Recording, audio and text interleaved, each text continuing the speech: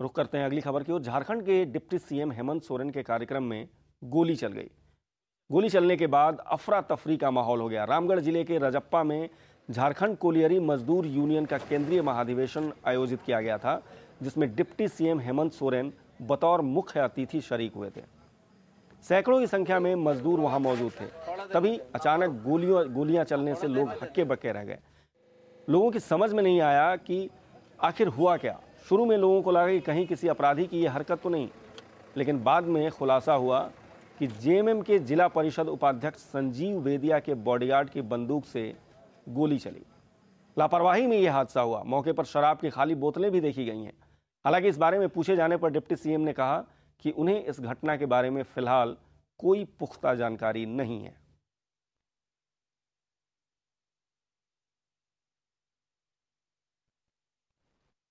बाहर क्या हुआ इसकी जानकारी मुझे नहीं है, और क्या अफवाह उड़ी है उसके बारे में मुझे कुछ जानकारी नहीं है। क्या अभी तो हम लोग निकले हैं सभा से, और ऐसे कोई जान माल की कोई घटना नहीं घटी। गोली चली है जानकारी है, और ये जानकारी मिली है, मुझे उसका भी पुख्ता जानकारी नहीं है।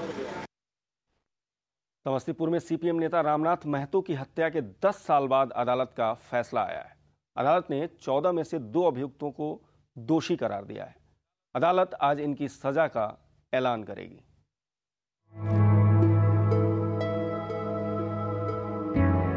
वक्त के साथ तस्वीर थोड़ी धुंधली पड़ गई है, लेकिन सीपीएम नेता रामनाथ महतो की हत्या की वारदात समस्तीपुर के लोगों के जेहन में आज भी एकदम ताजा है। तारीख थी 31 जनवरी 2002 और जगह समस्तीपुर का मंदा गांव। सभा को संबोधित करने पहुंचे रामनाथ महतो को अपराधियों ने गोलियों से छलनी कर दिया था। अपराधियों और गुंडा तत्व के साथ आवाज उठाने की यह सजा थी। वारदात के 10 साल बाद अदालत ने फैसला सुना दिया है। 14 अभियुक्तों में से 2 बाहुबलियों मदन सिंह और टुनटुन सिंह को धारा 302, 364 और आर्म्स एक्ट के तहत दोषी करार दिया गया है। राज्य के नेता थे रामनाथ महतो, जो पूरे जिला में लोकप्रिय थे, महात्मा के नाम से जाने जाते थे, जिनकी हत्या टुनटुन सिंह, मदन सिंह और उसके तमाम अपराधी गिरोह ने 31 जनवरी 2002 को की थी।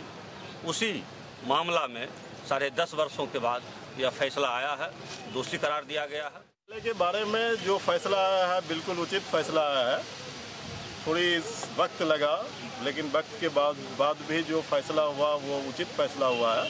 हालांकि इस फैसले तक पहुंचने में हमें बड़ी कुर्बानी देनी पड़ी। उधर दोषी करार दिए गए मदन सिंह और टुनटुन सिंह का कहना है कि राजनीतिक विरोध होने की वजह से इन्हें फंसाया गया है। जानबूझ के फंसाया है। केस में बहुत क्लू है, बहुत फॉल्ट है, लेकिन यहाँ तो सरकार और कानून का कुछ है। न्यायालय पर भरोसा है, जो हुआ मानते हैं, आगे फिर लड़ेंगे हाईकोर्ट, सुप्रीम कोर्ट। इस हत्याकांड की अहमियत इसलिए भी है कि सुनवाई के दौरान 3 गवाहों की भी हत्या कर दी गई थी।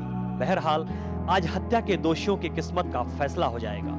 आज अदालत सजा का ऐलान करेगी। सुमन मिश्रा, महुआ न्यूज, समस्तीपुर। इस बुलेटिन में लेंगे अभी एक छोटा सा ब्रेक। ब्रेक के बाद भी महुआ न्यूज पर खबरों का सिलसिला जारी रहेगा।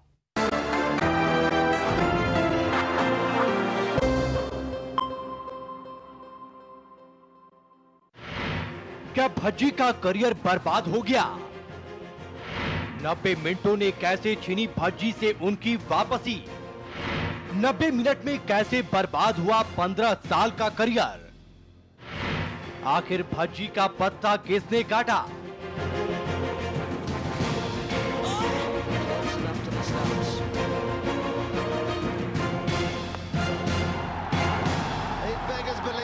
ये है टीम इंडिया के टर्मिनेटर हरभजन सिंह। किसी जमाने में ये विरोधी टीमों के लिए काल हुआ करते थे। किसी जमाने में इनकी गेंदों का खौफ बल्लेबाजों के सिर चढ़कर बोला करता था। किसी जमाने में अपनी स्पिन की ताकत पर ये गेंदबाज बल्लेबाजों को नचाया करता था। लेकिन जनाब, आज तस्वीर बदल चुकी है। आज भज्जी खुद टीम में अपनी वापसी के लिए जी तोड़ मेहनत कर रहे हैं। 1 साल से भी अधिक हो गए जब उन्होंने टीम इंडिया की ओर से वनडे में गेंदबाजी की थी। चलिए तारीख आपको याद नहीं आ रही होगी तो हम ही बता देते हैं। तारीख 11 जून 2011। इसी तारीख को भज्जी ने आखिरी बार वनडे में टीम इंडिया की ओर से गेंदबाजी की थी, यानी आज से करीब 13 महीने पहले नीली जर्सी में दिखाई दिए थे भज्जी। इस मैच में हरभजन ने 10 ओवरों की अपनी गेंदबाजी में 24 रन देकर केवल 1 विकेट चटकाए थे। अब जबकि भज्जी को टीम से बाहर हुए 13 महीने बीत चुके हैं, तो बड़ा सवाल ये है कि क्या भज्जी अब वापसी कर पाएंगे?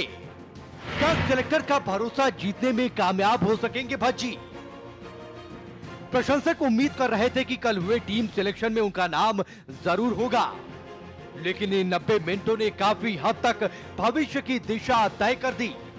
इन 90 मिनटों में भज्जी का 15 सालों का करियर बर्बाद होता दिखा। इससे पहले पिछले साल इंग्लैंड दौरे के बाद टीम से बाहर होने के बाद भज्जी के पास सबसे बड़ी चुनौती वापसी की थी।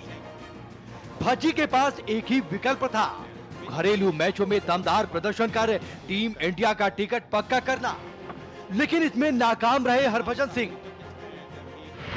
देवधर ट्रॉफी में भज्जी ने 2 मैच खेले, लेकिन 107 की औसत से महज 1 ही विकेट चटका सके, जबकि रणजी ट्रॉफी के 2 मैचों में हरभजन को सिर्फ 2 ही विकेट मिले। और तो और इस दौरान भज्जी ने 102 की बेहद महंगे औसत से गेंदबाजी की।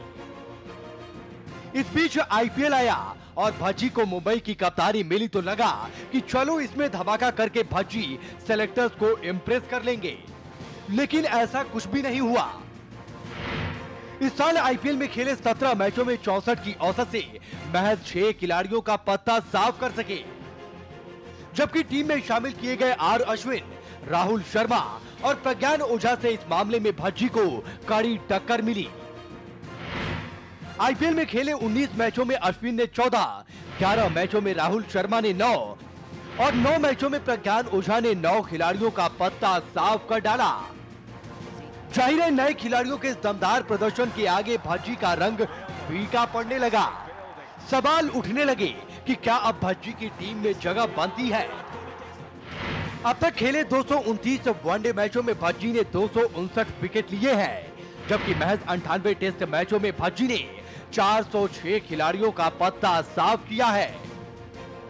एक और आंकड़ा है जो भज्जी को टीम से बाहर रखने पर सेलेक्टर को मजबूर कर रहा है।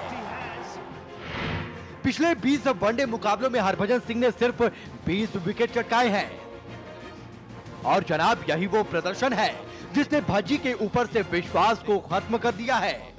न तो टीम के अंदर उनकी गेंदबाजी को लेकर विश्वास है और न ही सिलेक्टर्स के अंदर उनको लेकर विश्वास जग पा रहा है। मतलब हर तरफ से भज्जी का करियर एक ऐसे ढलान पर है जहां से वापसी की उनकी उम्मीदें नामुमकिन तो नहीं, हाँ धूमिल जरूर नजर आ रही हैं। Sports desk.